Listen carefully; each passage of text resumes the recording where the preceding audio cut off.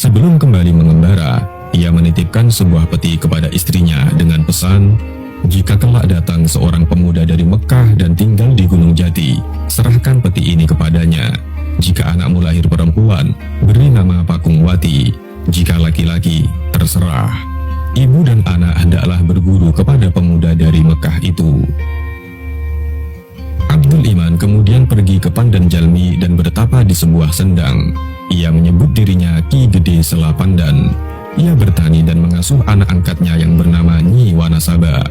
Saat pindah ke Lebak Sungsang, anak angkatnya berganti nama menjadi Nyi Gandasari, dan wilayah tempat tinggal mereka berkembang menjadi desa yang dinamakan Pangurangan.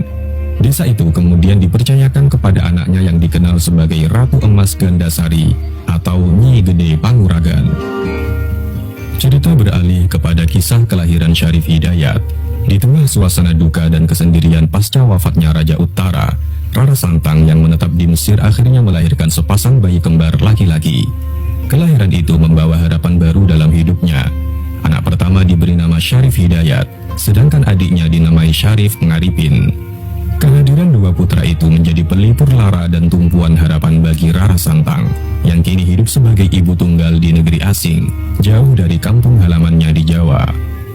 Waktu pun berlalu, kedua anak itu tumbuh menjadi remaja yang cerdas dan berbudi luhur. Saat menginjak usia 14 tahun, mereka mulai menunjukkan minat yang mendalam terhadap ilmu agama. Mereka rajin belajar mengaji dan membaca kitab-kitab klasik. Namun di antara keduanya, Syarif Hidayat memperlihatkan semangat belajar yang luar biasa.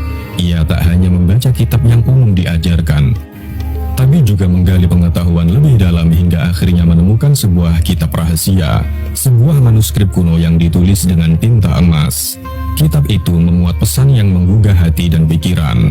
Isinya adalah, lamun siro arep luwi, geguruwo ing Muhammad, yang artinya adalah jika engkau ingin menjadi manusia istimewa, bergurulah kepada Muhammad. Syarif Hidayat sempat bimbang. Ia merasa pesan dalam kitab itu terlalu besar dan seperti tak masuk akal. Bagaimana mungkin seorang anak muda yang bahkan belum mengenal ayahnya bisa berguru kepada Nabi Muhammad? Namun, pesan itu tidak berhenti di sana. Setiap malam ia bermimpi, dan dalam mimpi itu ia melihat cahaya terang yang bersuara. Hai Syarif Hidayat, dengarkan petunjukku. Jika engkau ingin mulia dan mampu menyamai keramat para nabi, maka carilah dan bergurulah kepada Muhammad.